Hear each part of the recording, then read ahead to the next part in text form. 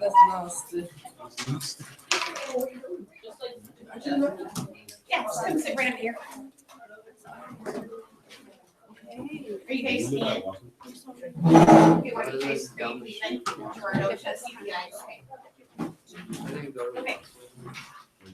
So freshmen, we had to kind of divide and conquer a little bit. Mr. Kibler's CPI kids wanted to give a presentation, but this is a great presentation that we're going to listen to. Mr. Harden is in charge, and that's his name up here if you want to write that on your paper. Mr. Harden is in charge. He's not a teacher.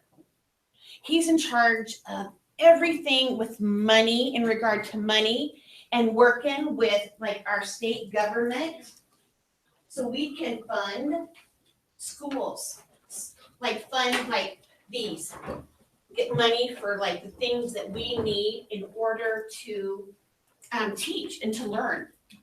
So while he's talking, if you're thinking about, okay, something I'd like to go into money, finance, maybe your own jobs, he's the guy to listen to.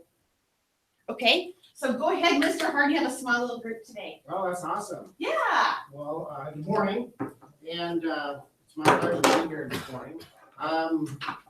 My career started off pretty humble as far as, when I think about myself when I was your age. I wasn't necessarily the world's best student. In fact, I was probably an average student, maybe like a good day I got C's kind of thing. So that might surprise you. And so if that sounds like you, or you can relate to that, that's an okay thing, because I'm going to kind of tell you how I worked to try to make sure that I could do the job that I have. And it's really just by what I call attitude and effort. And so I kind of surrounded myself with people that kind of lifted me up. They said nice things, or good friends. So I surrounded myself with good friends. And they had similar interests. So I went to the community college in my town that I went to. So I got out of high school. I went to community college for 2 years. Stayed at home, mom and dad. How boring is that? Everybody wants to move out. I stayed and worked and went to school. Then I went to the Virgil University and got a degree in accounting. And so my background, as your teacher said, is not in instruction, and as you probably can already tell, I'm not that riveting or anything. But so my undergraduate degree is in accounting, and that really just gave me the technical expertise. And when I talk about technical, it means that any future employer could know and understand that I knew how to do that. So I was like balance checkbooks, I could take care of payroll, all those kind of things that an accountant would do. And so then I decided I wanted to get in school business because it was stable. Schools are always going to be here. We always need to educate our children. And so that's what drew me to the occupation that I had. It was my dad was a teacher, my mom's a teacher, my sister's a teacher, my wife's a teacher. So it's in bed, just the whole school business is in my family, so to speak. And so I've had some great opportunities, things that I never ever dreamed that I would do when I started going to community college. I was like, maybe I'll go be a bookkeeper or something for, a business or something, and just kind of enjoy working for a businessman or something like that. So like I said, it started off pretty humble, and then I just had some opportunities, and really it was that I worked hard. I wanted to be successful. So I envisioned myself being successful, and I put in the work and time and energy to be successful. And I didn't do it overnight. I've been doing this for 30 years. So it doesn't come easy or quickly. But some of the opportunities, some of the things that I get to work on, if you think about how much money we spend as a school, let me just ask you some questions. How much money do you think we spend for each one of you kids to be educated every year? What do you guys think? Let's make some predictions. Yep. Predictive value. How much is a computer? Usually they're not this quiet. It's okay. I'm scared of them. Computer maybe $400 or $500 we can buy, because we buy them by the thousands. So we have to buy desks, and we have to pay for the lights, and we have to pay the salary. We have to build buildings. We have to make sure the lawn's mowed. We have to make sure food's there for you in the lunchroom, right? So we spend $10,000 on each one of them every single year. Wow. Okay, freshmen, let's just think about that. Okay, to our math, like, big gurus, 10,000, there's over 600 freshmen. What are we talking about for money wise, how much how much we spend as a district on each kid? What's 10,000 times 600? You can write it down if you need to. Mr. Harden, can you write up on the board? 10,000 times 600. Let's see how much.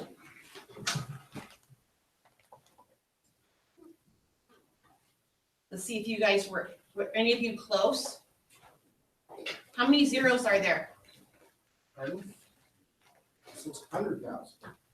Well, see, you know, I don't do math by anything but computer, so I'm gonna cheat. I think I know the answer. Hey, freshman, how many zeros are there up there? 6. So let's put 6 zeros up there, Mr. Harden, please. Okay. And then 6 times 1 is what? 6. Whoa. That, you guys, that's unbelievable. That's just for the freshman class. How many classes do we have? Oh, you guys are being really quiet today, and it's not even Friday. You have kindergarten and 1 through 12th grade, right? And then, oops, Wow. wait a minute, We have middle schools. pre-K, Yep. so let's make that 14. Wow. How about $100 million? Anybody want $100 million? That's how much money I manage just on what we call the general fund. So big numbers, big money. Wow. It's real money. Yeah, the people of the state of Nebraska, your parents, the community, they pay a lot of money in what we call property taxes. The state pays us a lot of money in what we call state aid. And so that's just one of the funds that I manage. If you can believe it or not, a couple of years ago when this community did a vote, they decided to build some more buildings. Yep. And they had a bond issue, which really means as high as our taxes are, we vote to tax ourselves more so we can build new buildings. So we are building, the 100 wing here in the high school got remodeled. That was almost $3 million we spent just to remodel that one. That's one half of one section. There's what, 5, 6 sections of the senior high. So anyhow, that year that we passed that, the budget was $250 million. And that's just to run a little school district in central Nebraska. And that sounds like a lot of money, but I started off working, my first professional job was for the state of Iowa and, you know, back in the 80s. So a long time before any of you were even thought of kind of thing. You know, I started off just doing audits of school districts and things like that. And, you know, it was a very simple little thing. And so, like I said, over the years, I worked for 3 different school districts in the state.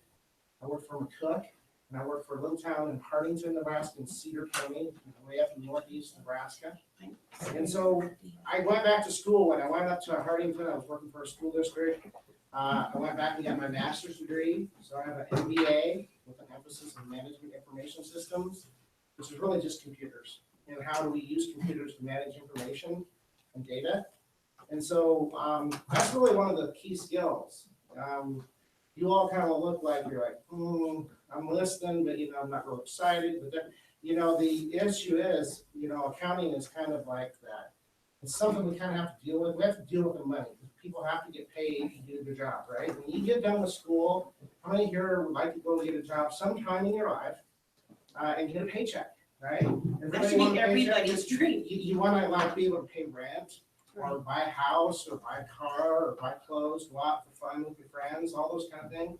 So the old saying, money makes the world go round kind of thing is kind of that. That's why my job's so stable, is because we use those monies to get the resources to buy the skills that your teacher has to ensure she educates you, and all the way through all the kids involved. So some of the key things that I work on, I said we get some money from the state. The state of Nebraska, that $100 million that we spend every year, the state pays about 60% of that. So if we spend $1, 60 cents is from the state and 40 cents is from either property taxes or the federal government. And so that means we have a big play.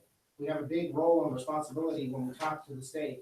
And the state of Nebraska is a little unique in that they have what's called a unicameral. So they have one body that makes the decisions. A lot of things in the state government, they have a House and a Senate. Well, they don't have that in Nebraska. We just have one. It's called a unicameral. It's only one in the nation. Makes my job a little easier, but I have to go down to Lincoln and talk to the people that get elected and make the decisions on how much money do you think the state of Nebraska spends on all school districts in the state? We talked about basically Grand Island gets $60 million a year from the state, because I said 60 cents of every dollar we spend, and I told you we had $100 million. So about $60 million money comes from the state. So if we're getting 60 million, how much do you think the state as a whole pays every year to educate all the kids in the whole state? What do you guys think? Let's predict. What do you think? No predictions? $158? That sound right? Probably not, huh? How about 100 million? 500 million. What? 500 million. 500, hey, he's getting warmer. What'd you say, Jose? 500 million. Okay. All right, Hey, excellent. Jennifer. Jose, you're about half, double that, $1 billion. Wow. That's, anybody make that sound like real money to you? That's a lot of money, isn't it? And that's what they spend every single year. And it goes up usually, after next year, but that's a whole different story. So I have to spend a lot of time explaining to a lot of different groups. So I report to a boss. My boss is the superintendent of schools, and she's hired by the Board of Education. They're locally people. There's some parents, people, your friends that you might know, and they're locally elected. And so I have to talk to them about what's going on with that. I have to talk to the people in the state so they know what's going on. I have to talk to people in the unicameral and testify in front of a committee and say, here's why Grand Island needs.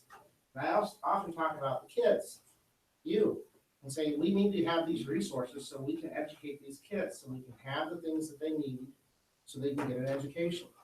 So when you think about a career, and you think about what you want to do, regardless of what you land on, you want to make sure you do your best.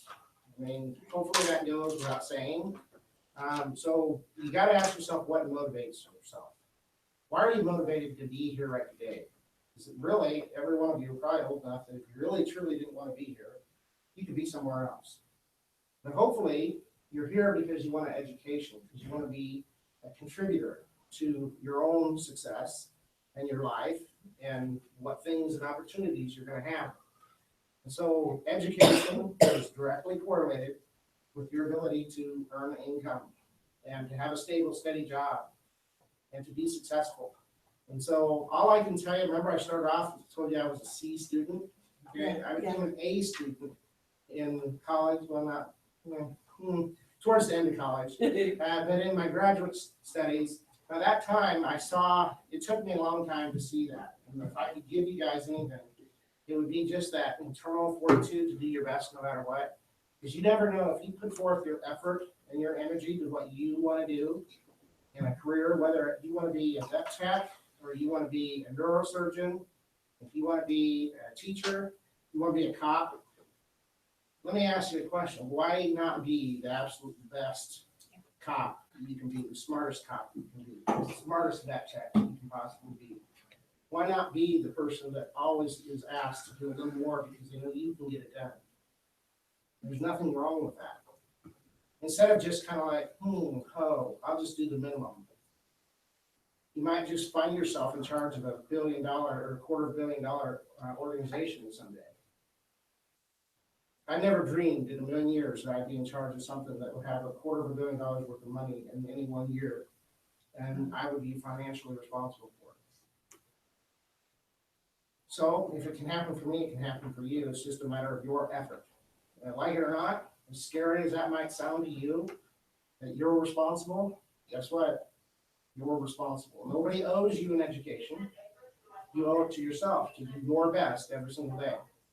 And so how do you do that? Do you just flip a switch and all of a sudden, like C student, and all of a sudden you become an A student? No.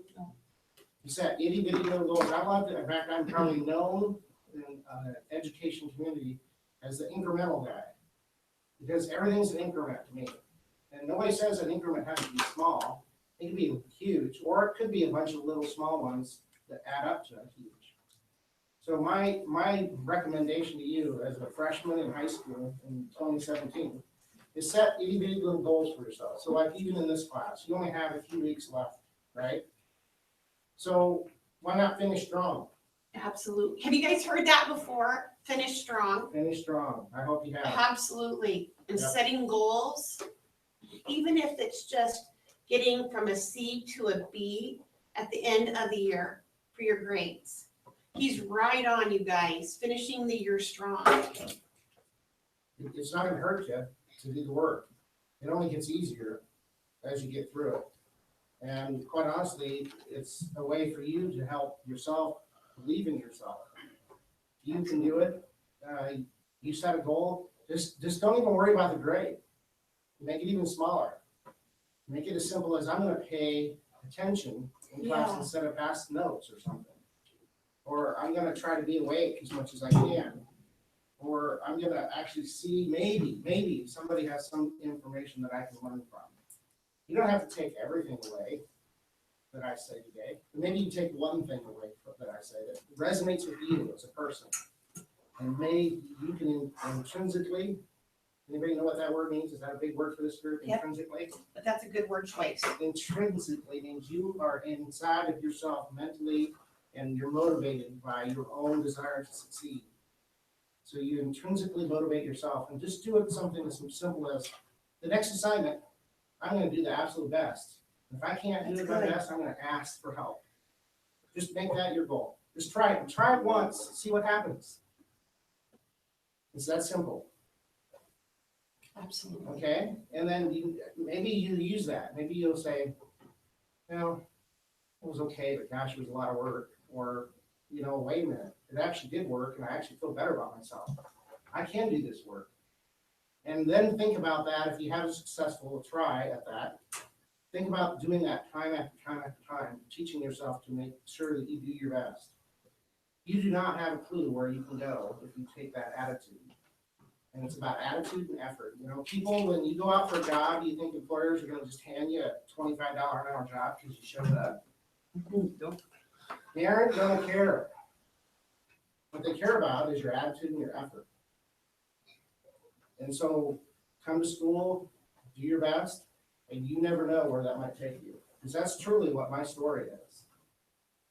And really it was about surrounding myself with friends that believed in me.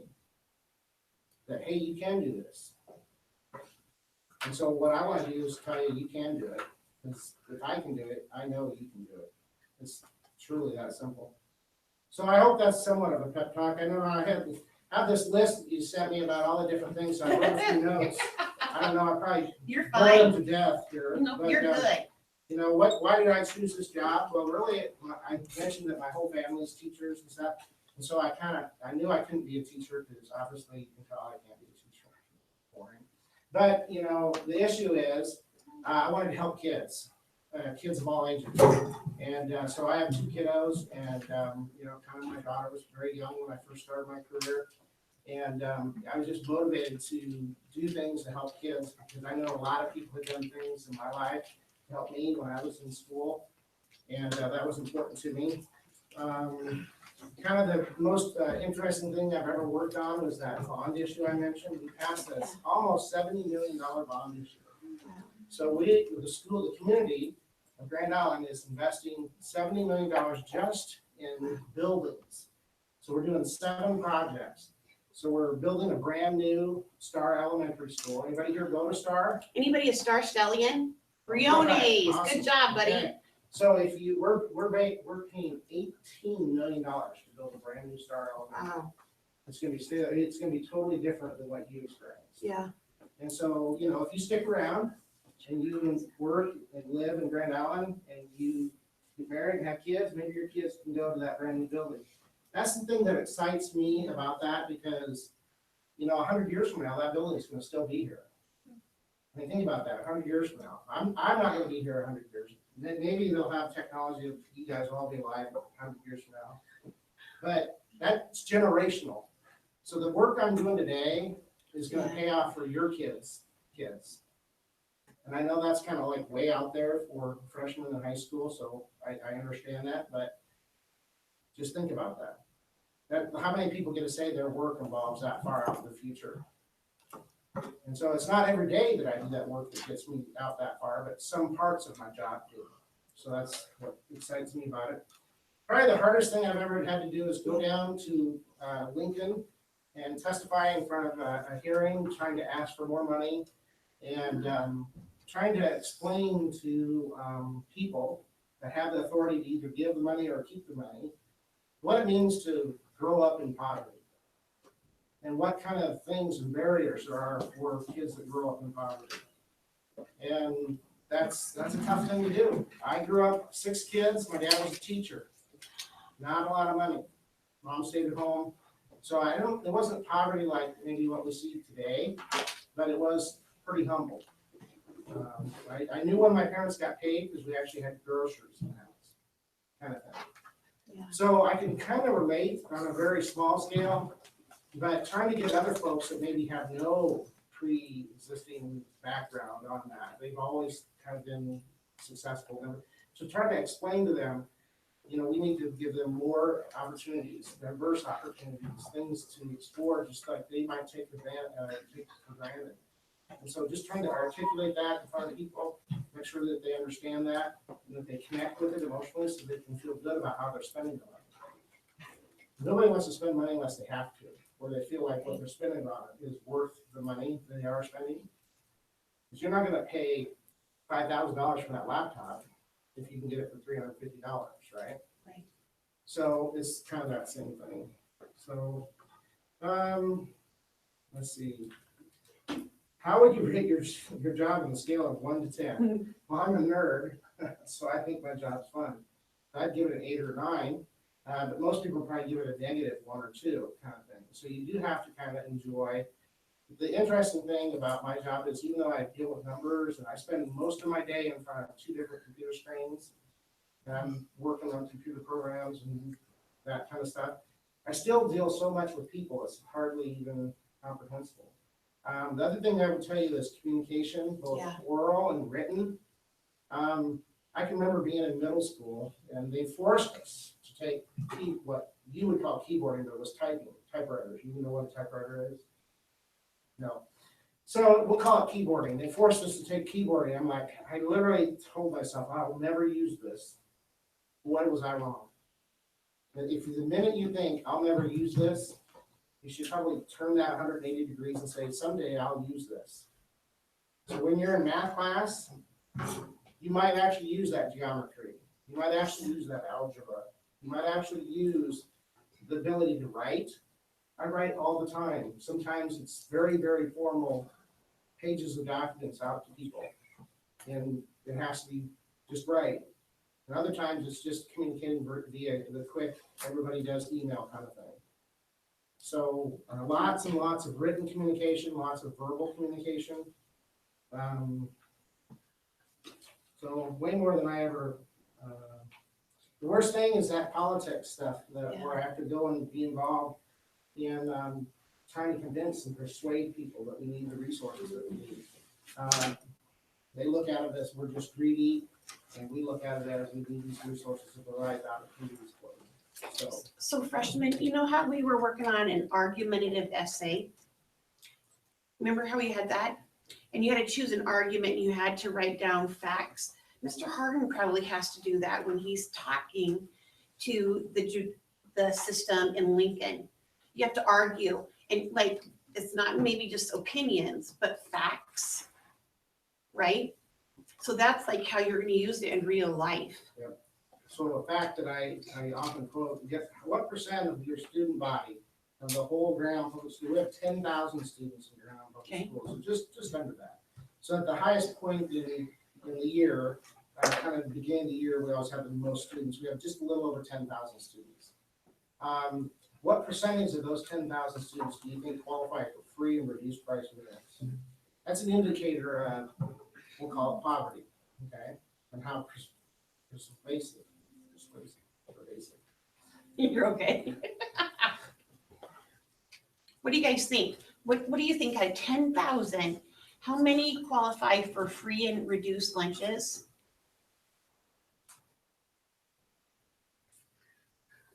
let's just try like percentages, raises. How about less than 25%? How many people think less than 25% of kids qualify? How about less than 50% or less? And you're all really smart, because no, it's higher than that. 68%. Wow. So 6,800 kids in the school system, 10,000 qualify for either free or reduced price meals. And that's just an indicator of the community's wealth and the poverty, and it's not to be like something that's bad, it's just a fact. It is what it is. And so I have to use that kind of information to talk to the legislature. There's not a lot of schools in the state that have that high level. Yeah. There are a few, Lexington, Gothenburg, South Sioux City, Omaha, that kind of thing. And so we're not unique. It's not super special. It's just, that's the condition that we have. And so that's why we need so much money from the state to help us do what we need to do.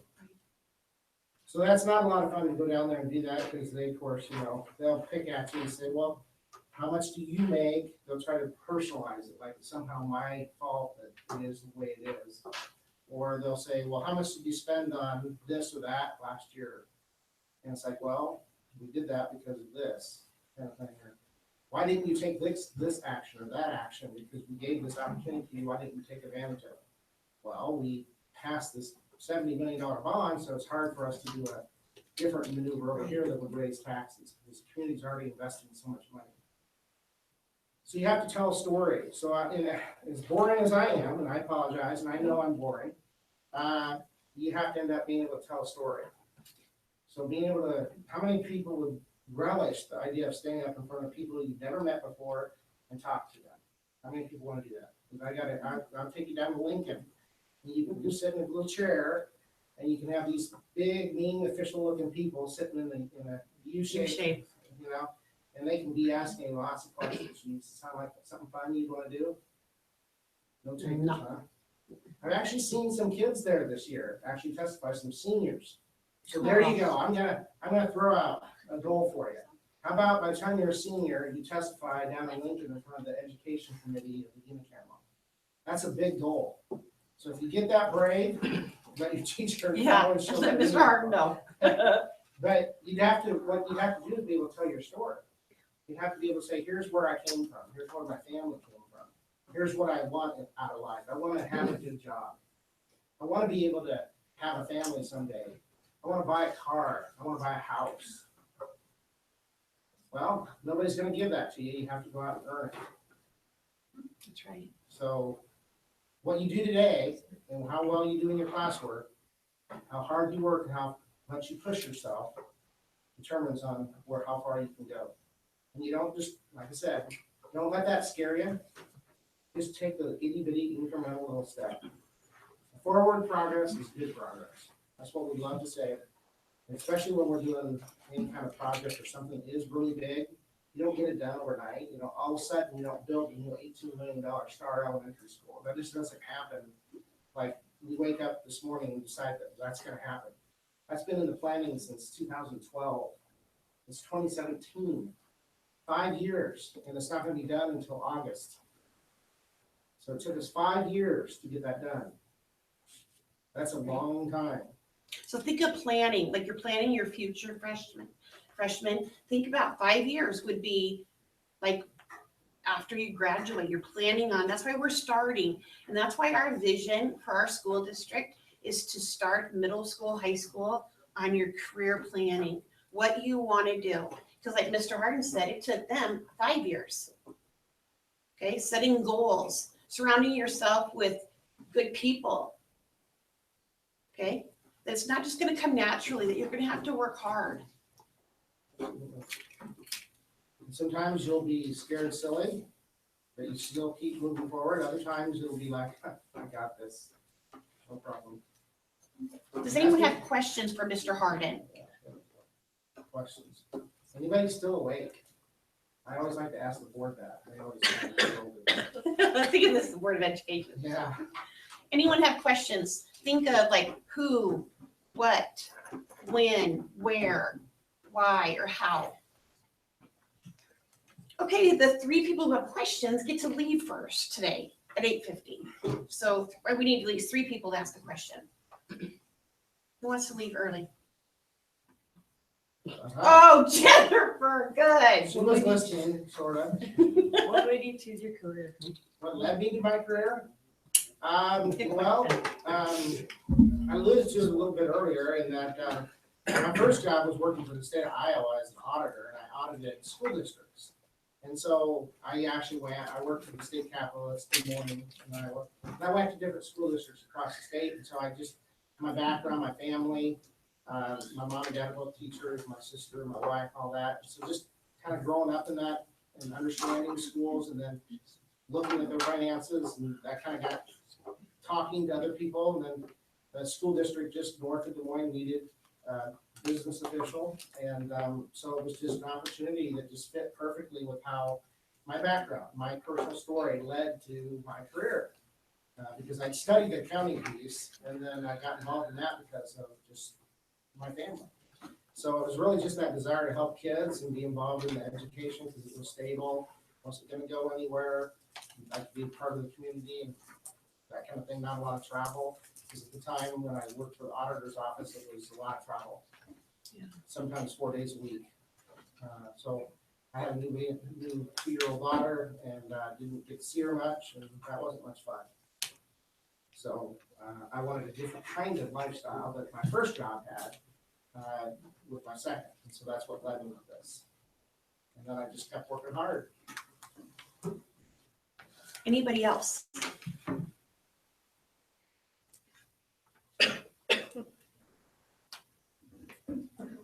Yes, Jose. How much do you get paid?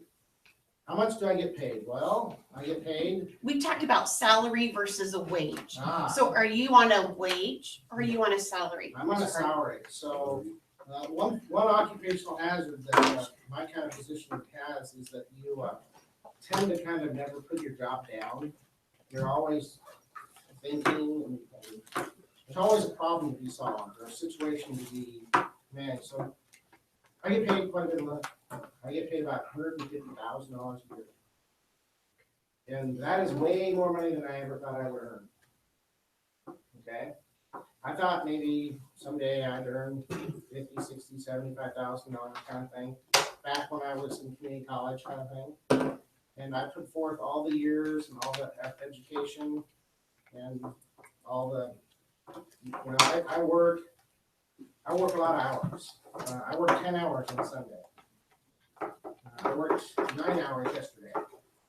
So I have 19 hours before I started my day today. It started at 7.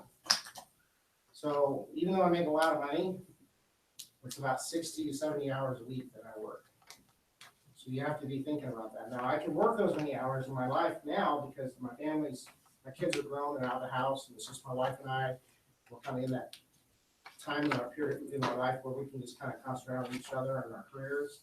And so it works. When I was younger, I didn't work that much because I wanted to be alone with my family, that kind of thing. So it is a lot of money, but it comes at a high cost. So you have to be willing to work those kind of hours. It was really, really nice out Sunday.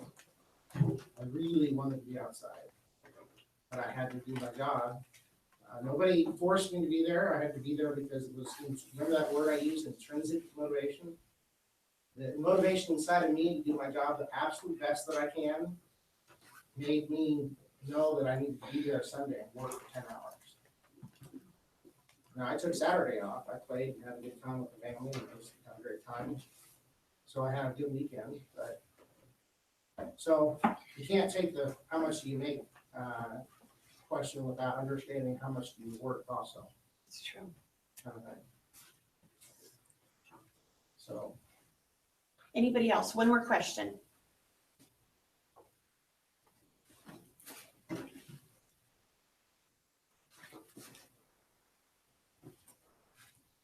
Okay, yes, just 2 people get to leave early. Awesome. All right.